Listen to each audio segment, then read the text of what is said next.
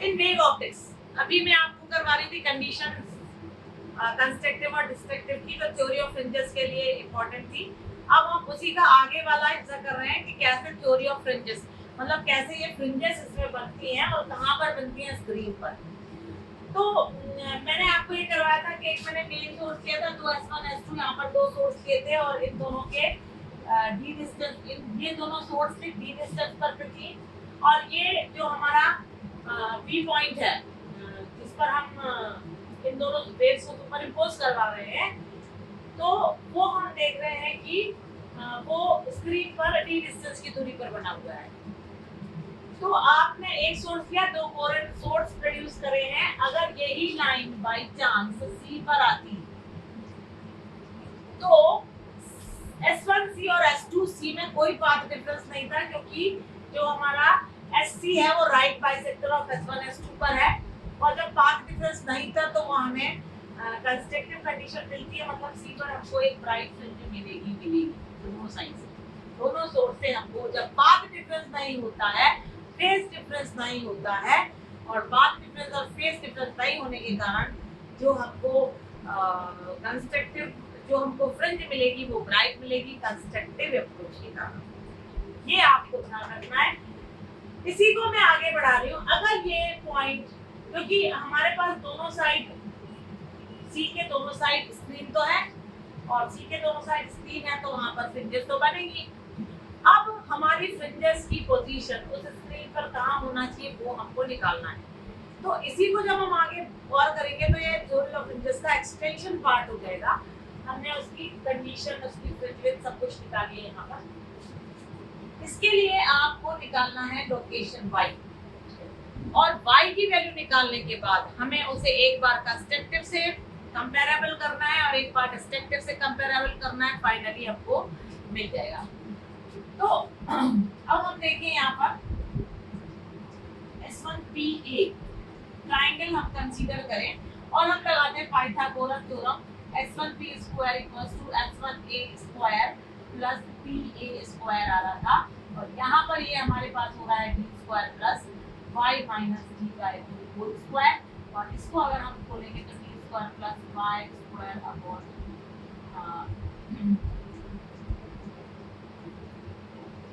y square plus D square by 4 plus 2y by 2, ये आपको मिल जाता है। यहाँ पर हमारे पास माइनस का ये हमारा S1P का होल स्क्वायर मिल रहा था। पाइथागोरस थ्योरम लगाने के बाद में हम क्या करेंगे, S2P का D होल स्क्वायर, हम लेंगे ट्राइंगल S2PB, S2PB बड़ा वाला है ना।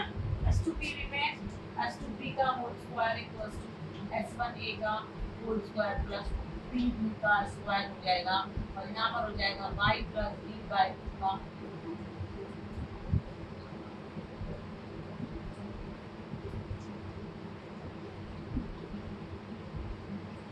D square plus y plus D by 2 का होल स्क्वायर, और इसको अगर हम खोलेंगे तो D square plus y square plus D square by 4 minus 2 by D।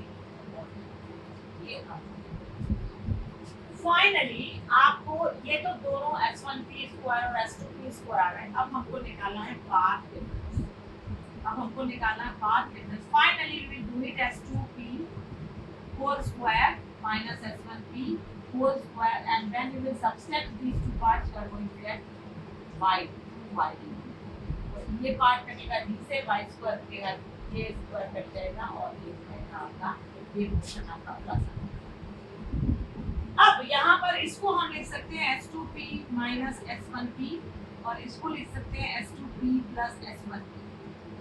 अब ये तो d plus d हो जाएगा, और ये हो जाएगा हमारा पाथ डिफरेंस x।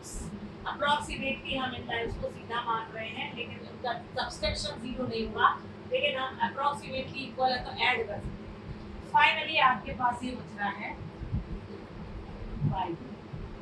इस कंडीशन से आपको 2xd इक्वल्स टू 2yd आ रहा था, और इस कंडीशन से आपको निकालना है x equals to yd upon capital. ये आपको पाथ डिफरेंस मिल गया है और ये रिलेशन आ गया है आपका पाथ डिफरेंस और position of the fringe on the screen के path. Now suppose we want here right fringe. We'll write x equals to n lambda. x equals to n lambda previous video में proof कर चुके हैं. आपको इसको पढ़ने के लिए लगातार 2-3 वीडियो देखना पड़ेंगे. तीनों चारों वीडियो आपस में एक दूसरे के कोरिलेटेड हो रहे हैं. तो फाइनली आपके पास आ रहा है x equals to n lambda. Then substitute in equation number 1 and get n lambda equals to y b upon capital B. जब आप यहाँ पर ले रहे हैं तो y equals to n lambda capital D upon small d का format यहाँ पर आपको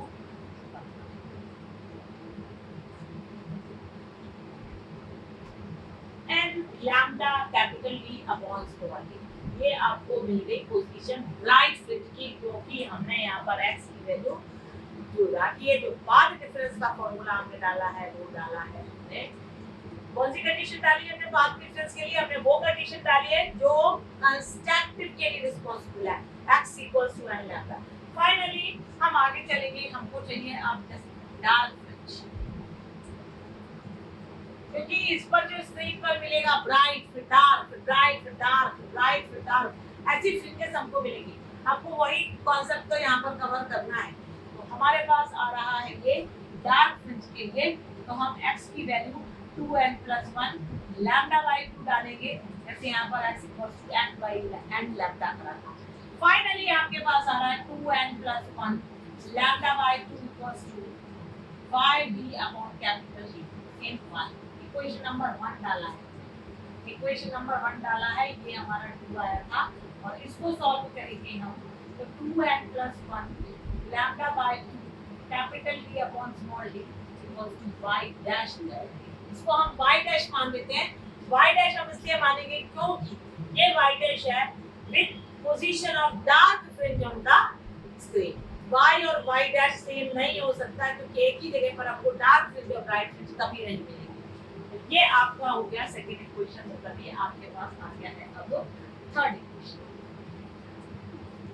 ये वाला जो आप एक्सपेरिमेंट कर रहे हो या ये वाला जो डेरिवेशन आप कर रहे हो, इसमें आपको ये अगर आपको 3 मार्क्स में क्वेश्चन आ रहा है तो आपको ये चीज रिकॉल होना चाहिए. x equals to n lambda for right and 2n + 1 lambda by 2 for dark. So we will get the position of y, that is the location of bright fringe on our screen, and y dash will give you the position of dark fringe on our screen. Now we want the width of this fringes.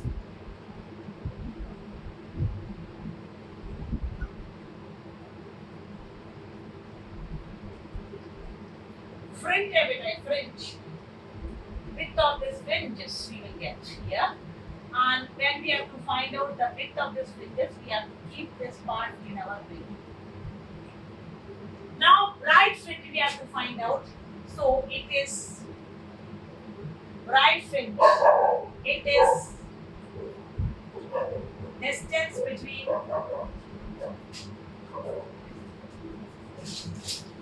two consecutive dark fringes. Two consecutive dark fringes के बीच में जो distance है, मतलब हम लेंगे y dash n minus y dash n minus 1. इसको लिखेंगे 2 into n minus 1 plus 2n plus 1 lambda by 2 into capital D upon small d minus of 2 n minus 1 plus 1 lambda by 2 capital D upon small d. और जब आप इसको निकालेंगे तो ये हो जाएगा आपका 2n plus 1 lambda by 2 capital D upon small d minus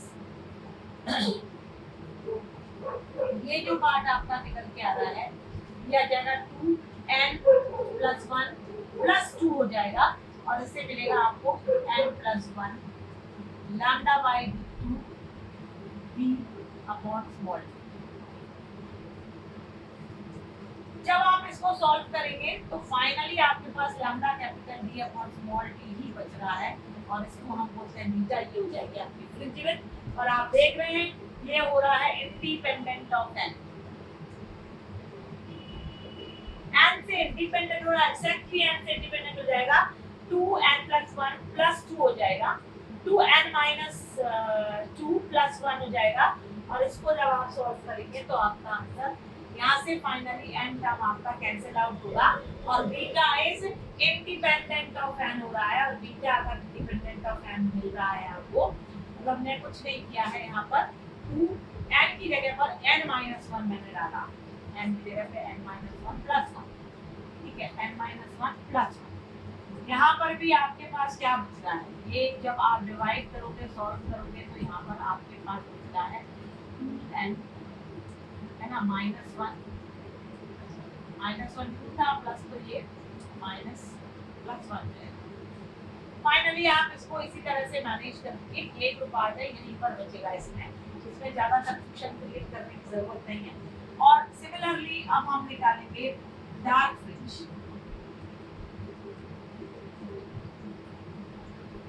dark fringe की विड्थ yn - yn - 1 हो जाएगा। ये हो जाएगा n lambda d upon capital D minus of n - 1 lambda d upon capital D।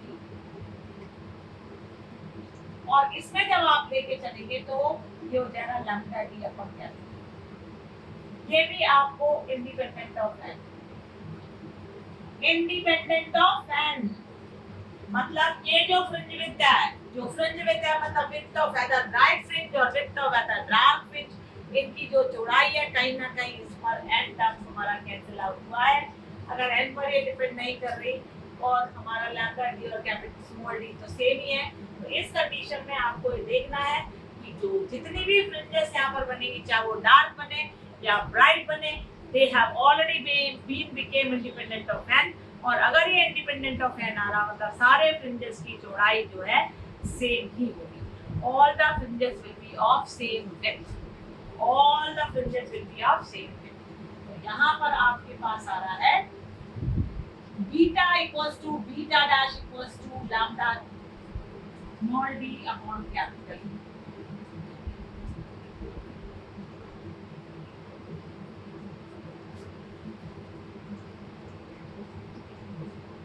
तो फ्रिंज विड्थ का एक formula मिल गया, फ्रिंज विड्थ। और फ्रिंज विड्थ को हम रिप्रेजेंट करते हैं as beta lambda capital D upon small d। इसके कुछ स्पेशल केसेस हैं, इसके स्पेशल केसेस हैं। अब आपको ये ध्यान रखना है कि फ्रिंज विड्थ डिपेंड्स ऑन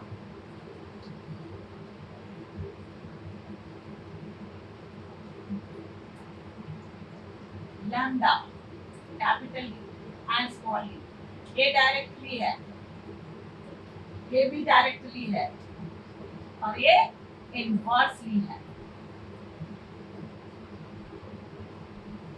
मतलब अगर वेवलेंथ आप बढ़ाओगे तो ऑब्वियस सी चीज है कि आपकी फ्रिंज विड्थ की चौड़ाई बढ़ती चली जाएगी। आप डिस्टेंस बिटवीन द स्क्रीन बढ़ाओगे तो भी आपकी फ्रिंज विड्थ की चौड़ाई बढ़ती चली जाएगी। और अगर आपने दोनों स्लिट जो आपने दो कोहेरेंट सोर्स के लिए की थी, उन दोनों की अगर आपने बढ़ाई तो ये भी अपने आप बढ़ते चली जाएगी। But you have to remember one more thing, fringe width is independent of n, number पे डिपेंड नहीं करेगा। Means all the fringes which are found here whether dark or bright, in case of double slit experiment we are going to get same intensity and same width. Dark means complete dark, bright means complete bright. Good contrast will be there between dark and bright fringes.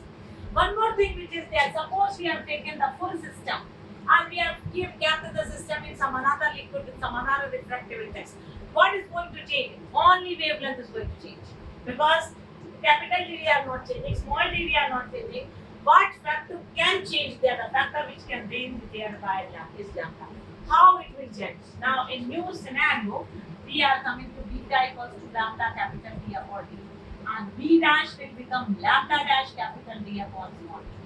Now what is the value of lambda dash? It will become it will become lambda upon n capital D upon small d. And this small n is refractive index of that particular medium. You can also write here beta upon n. Beta dash is reduced by the factor that is refractive index. It's reduced by the factor that is refractive index. So this is one of the concepts which you have to deal with, and this is the fringe width, and the fringe width is directly proportional to lambda. For red color it will be maximum, for violet color. Now you have to remember this part, that this experiment is being carried for monochromatic source of light. Monochromatic source of light, not for a white light. It is always taking place for monochromatic source of light. Also, one more factor which can be explained here. This is S1, this is S2, and this is S, and this is capital S, and this is our distance.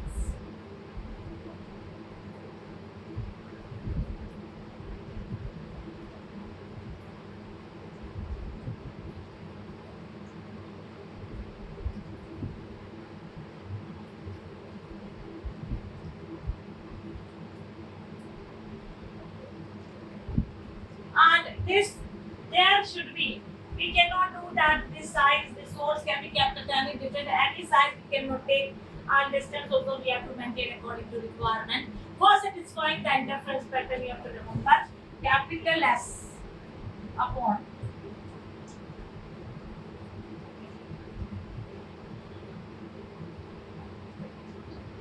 this condition has to be satisfied. Means size of source, it is represented as small s, and distance between the source slit and coherent slit, it is capital S. इन दोनों का जो ratio है, ये दोनों distances का जो ratio है, it should be very much less than equal to lambda upon capital. Should be very much less than capital lambda upon capital D. So that concept also has to be kept in mind. This is also an important question here.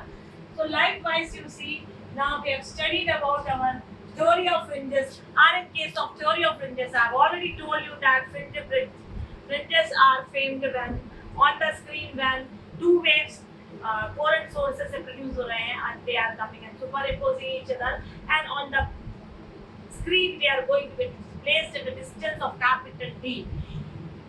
There we are going to get the bands, white band, then dark band, then bright band, then dark band, then bright band, like that.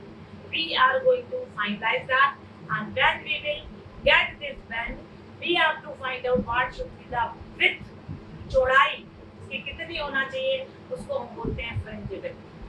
अगर हमको dark के लिए निकालना है तो bright को minus करना पड़ेगा, और ब्राइट के लिए निकालना है तो डार्क को माइनस करना पड़ेगा.